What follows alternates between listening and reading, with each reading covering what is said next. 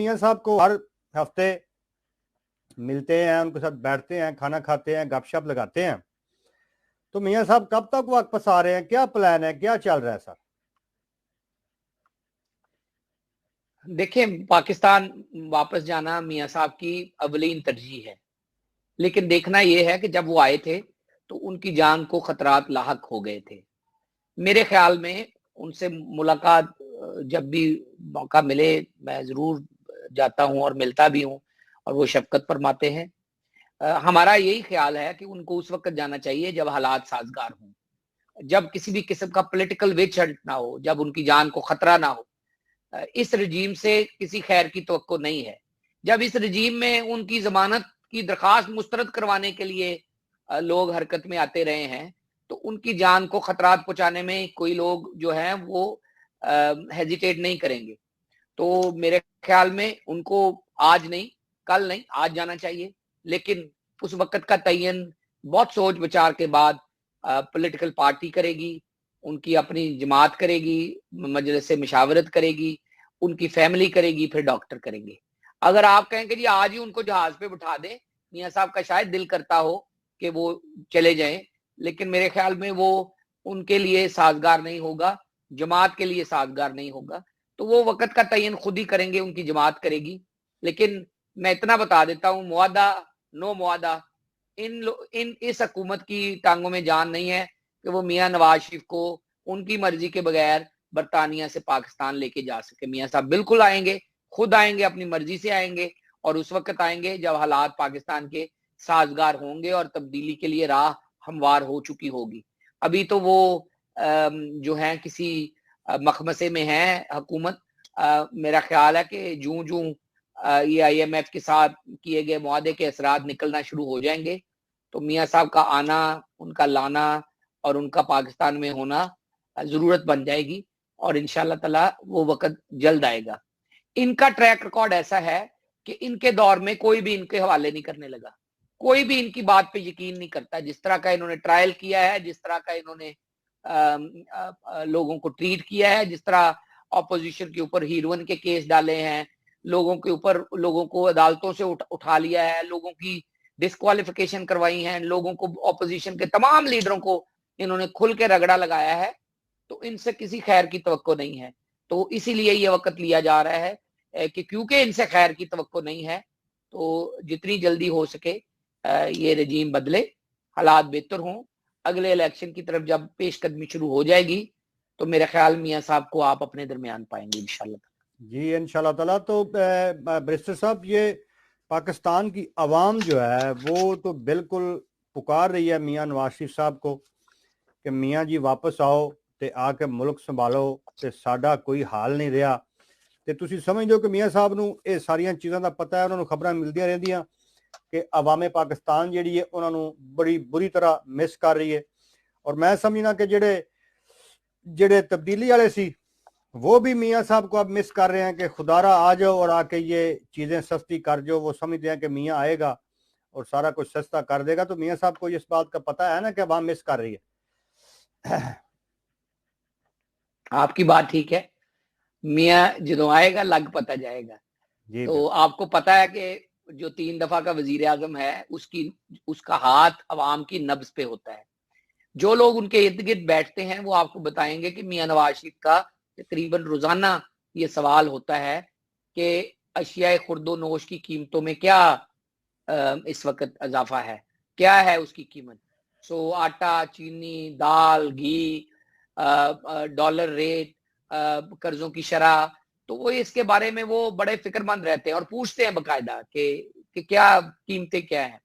तो एक आदमी की ड्यूटी होती है जो बकायदा उनको बताता है, अगर कोई चीज बढ़ती है तो वो बताते हैं कि आज उस पेट्रोल की कीमत बढ़ी है या आज उसकी कीमत। तो ये एक अच्छे वाइब्रेंट लीडर की निशानी होती है कि वो सबसे कम जो सतह के ऊपर रहने वाला, उसके नीचे जो अवामी आदमी है उसकी हालते जार पे उसकी नजर रहे, उसकी यही ना नजर रहे कि अशराफिया क्या टैक्स दे रही है क्या नहीं दे रही है, लेकिन उसको बिल्कुल झोंपड़ी में रहने वाले आदमी का भी पता हो कि अगर उसके पास लेट से दिहाड़ी में 300 रुपए वो कमाता है, तो क्या दिहाड़ी की खर्चा करने वाला आदमी क्या वो 300 में गुजारा कर रहा है या नहीं कर रहा है। तो ये उनकी अच्छी बात है। जब भी उनके पास मौका मिलता है, मुलाकात का वक्त मिलता है या बैठते हैं, तो एक तो वो आवाम का पूछते हैं, दूसरा वो कंपेयर करते हैं कि जी हम क्या कर रहे थे और ये क्या कर रहे हैं, तीसरा परफॉर्मेंस लेवल चेक करते हैं, चौथा टीम का मुआवजा करते हैं कि हमारे लोग किस तरह अपने आप को एक्ट करते थे, परफॉर्म करते थे और उनका डिसिप्लिन क्या था, गवर्नेंस क्या थी। शहबाज शरीफ साहब और डार साहब की काफी गुफ्तगू होती है इस मामले के ऊपर, उनकी मिसाल दी जाती है, शाहिद खकान अब्बासी, ख्वाजा साद रफी, ये और फिर जो वजीर आला थे हमारे, स्पेशली KPK में मेहताब अब्बासी और इस तरह के जो हमारे गवर्नर साहब थे, झगड़ा साहब, तो ये लोग जो जिनका काम था पूछा जाता है, बताया जाता है। मैं ख्वाजा साद रफीक की जो रेलवे में उन्होंने खिदमत की है, तो जो मर्जी कहें, शेख रशीद साहब उस तरह काम नहीं कर सके। इतने सानियात होने के बाद उनको उसका रिवॉर्ड ये दिया गया कि उनको इंटीरियर मिनिस्टर लगा दिया गया है, क्योंकि उसमें ट्रेन नहीं चलती। तो अदरवाइज तो अगर ट्रेन चलाने वाला ही हिसाब किताब होता तो शेख साहब जो है अपनी रेलवे मिनिस्ट्री का जवाब अगर दें तो पता लग जाता है परफॉर्मेंस क्या है। तो मियां साहब की नजर जो है मरूजी हालात पे होती है और वो अच्छे तरीके से जायजा लेते हैं और मेरे ख्याल में वो आवाम की मुश्किलात से आगाह है।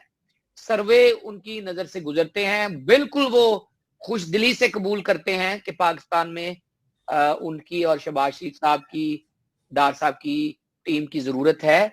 लेकिन क्या किया जाए, अब जो डोल एस्टेब्लिशमेंट ने अपने गल में डाला है, तो उस पॉलिटिकल जोकर से हम जान को छुड़ाएं तो फिर ही को आगे बात बनेगी।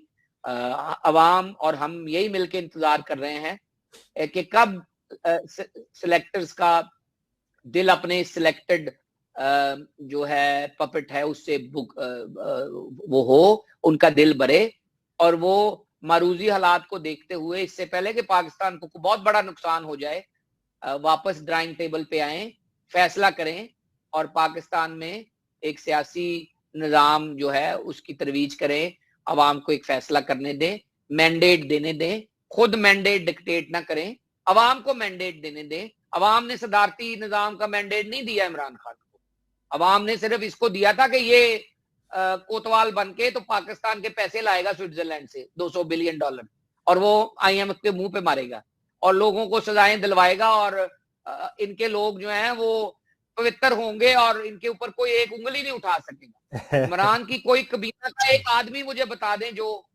इल्जामात से मावरा हो। अभी तो वाडा साहब का आना है इलेक्शन कमीशन से फैसला, यानी वो भी बंदा जो है वो भी मेरा मतलब बचा नहीं हुआ, जितना वो सबसे ज्यादा बूट उठा के बातें करता था। तो मेरे ख्याल में जब इनका नतारा होगा तो तब अवाम को पता लगेगा कि सिलेक्टर्स ने सिलेक्टेड के जरिए अवाम को धोखा दिया है।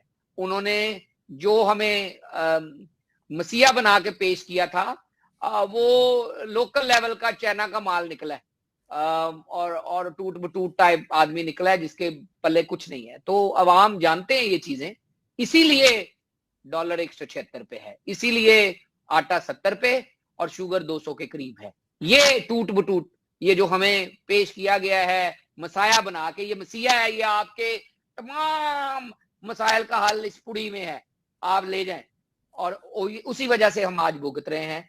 और मेरे ख्याल में अवाम भी ये बात समझते हैं। अब ये नून लीग पीपल्स पार्टी का मामला नहीं रहा, अवाम ये समझते हैं कि इतने नकारा इंतजामिया हमारे हवाले की गई है तो इसका जिम्मेदार कौन है। 23 लोग मर गए मरी में, कौन जिम्मेदार है? बस 2-4 अफसर जिम्मेदार, वो अफसर तो अपने घरों में होते हैं। ये पॉलिटिकल इंतजामिया का हेड जिम्मेदार है बुजदार, जिसकी वॉच के नीचे वो पॉलिटिकल पार्टी की मीटिंग कर रहा था, वहां लोग मर रहे थे। जी बिल्कुल, मैं उसी सवाल की तरफ आ रहा था मलिक साहब जो है कि ये वो मरी में करवाया नहीं और लोगों को आने दिया।